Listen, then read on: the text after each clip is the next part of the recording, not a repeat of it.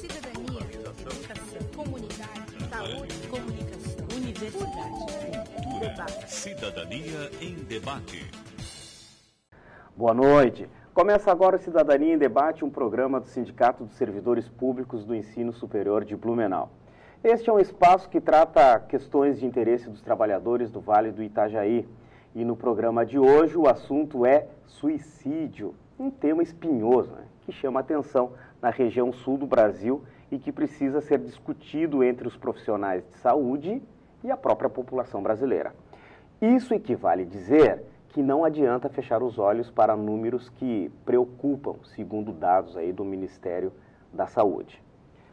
Mas apesar da preocupação, é bom também dizer que tais números apontam para uma queda no que se refere à autoeliminação da vida. E este levantamento se refere ao período entre 1996 e 2002. E por essa amostragem foi possível saber que há um alto índice de suicídio entre homens e mulheres na faixa dos 60 aos 75 anos de idade. E o Rio Grande do Sul é o estado brasileiro onde esses registros mais ocorrem. Em segundo aparece Santa Catarina. Quando a análise recai em gênero, as mulheres do Mato Grosso do Sul são as que mais se matam, seguido pelo estado do Amapá, Rio Grande do Sul e Santa Catarina. Um outro dado importante da pesquisa aponta para o uso de medicamentos para cometer o suicídio. Mas, enfim, diante desta rápida apresentação, a pergunta é: como se reduzem esses números? E para responder esta questão e esclarecer algumas dúvidas, o convidado desta noite é o psicólogo paulista Nilson Barenstein Neto, um especialista sobre o assunto e um dos organizadores do livro Do Assédio Moral à Morte de Si, Significados Sociais do Suicídio no Trabalho.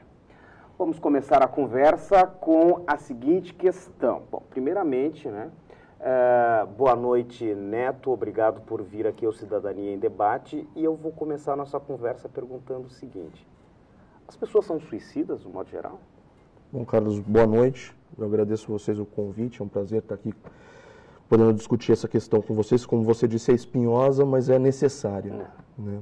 Eu não iria pelo caminho de discutir que as pessoas sejam suicidas num geral.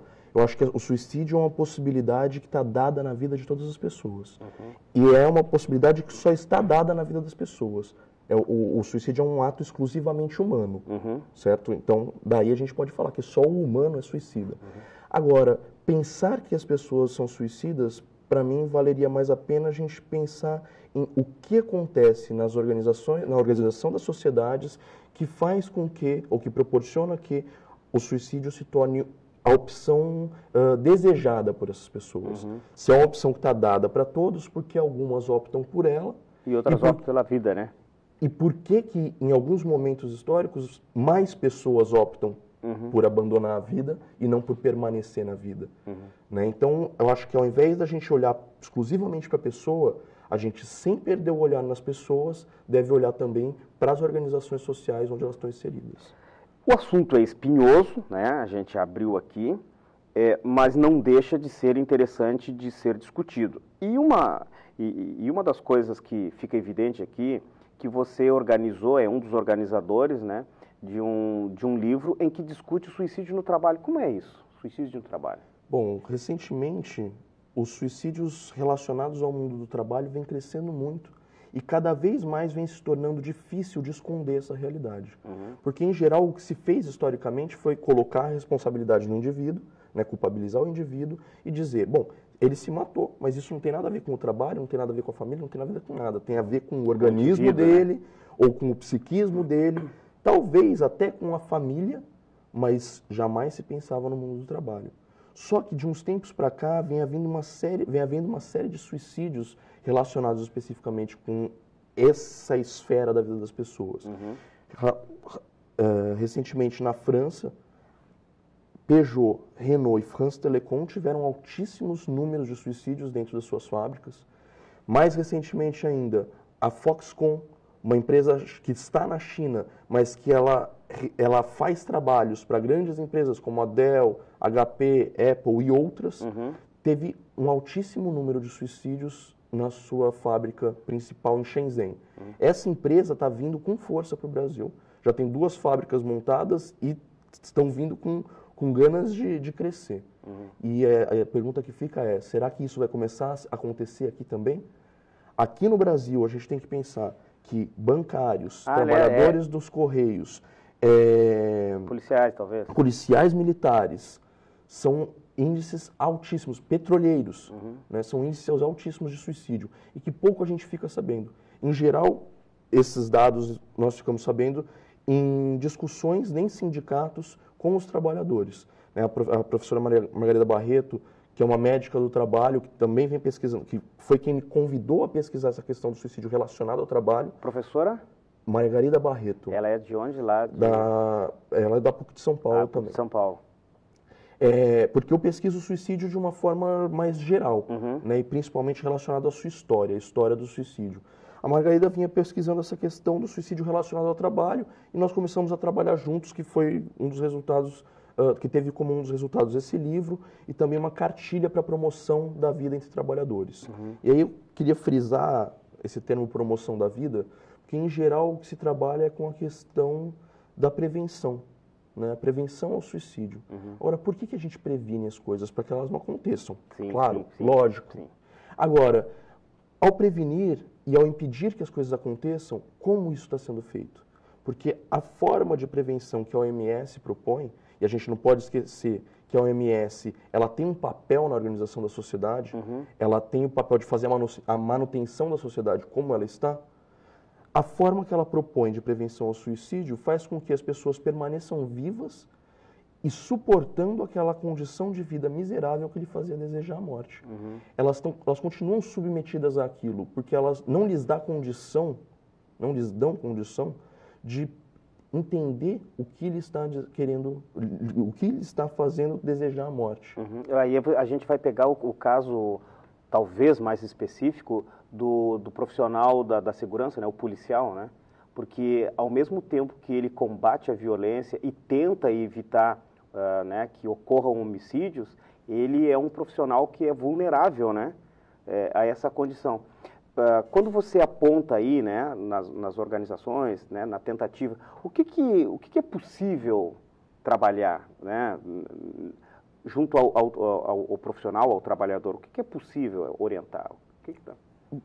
Vou retomar a questão da questão da promoção da vida. Quando a gente escreveu essa cartilha que eu mencionei, que se chama Suicídio e Trabalho, foi lançada pelo Sindicato dos Químicos de São Paulo, ela tem o objetivo de trazer a discussão para o trabalhador. Levar lá essa discussão. Para a gente poder discutir diretamente com o trabalhador, fazer os trabalhadores discutirem entre si sobre algo que faz parte da vida deles, e não uma cartilha tutelar como a OMS costuma fazer.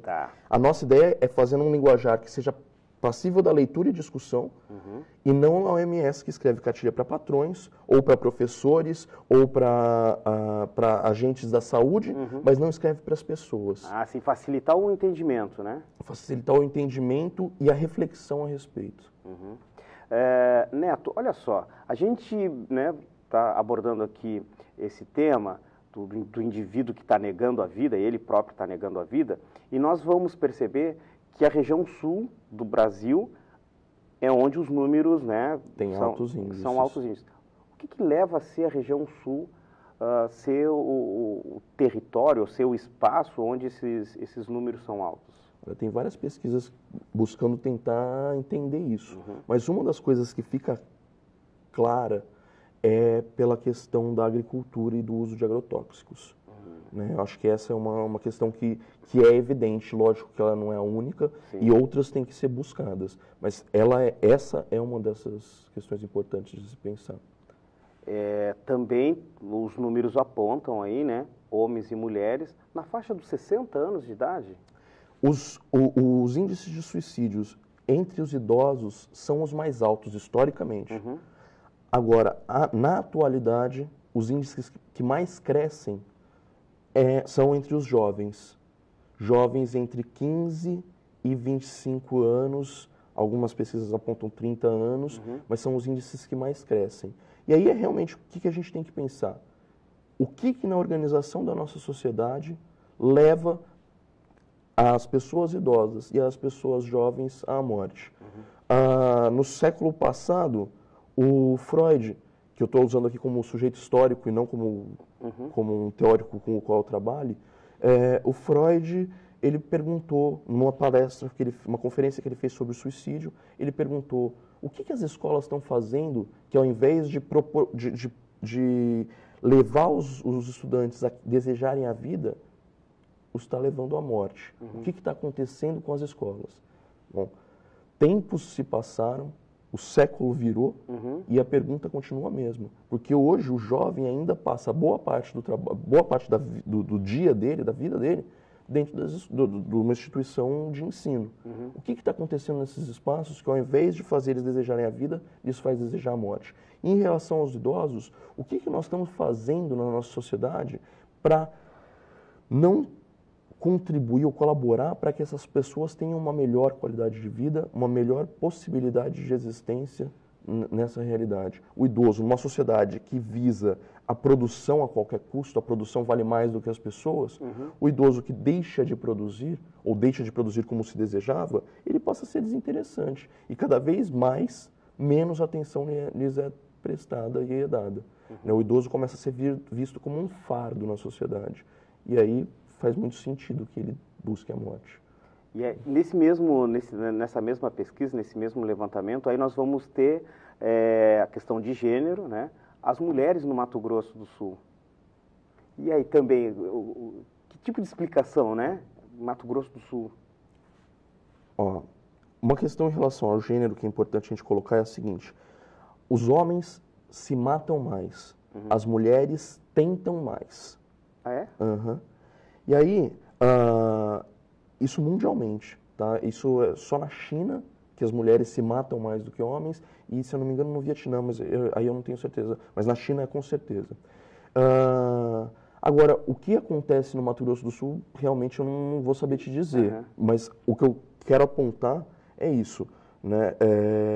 A gente tem que olhar para como aquele lugar está se organizando para que isso venha ocorrendo. E não olhar e falar, não, porque as mulheres de lá são mais fracas, mais suscetíveis para questões genéticas ou questões exclusivamente psíquicas, né? E sim tentar buscar o máximo de elementos possíveis para não cair num engano desse, né? De hipervalorizar um único aspecto e aí acabar achando que é uma coisa, na verdade, serem outras.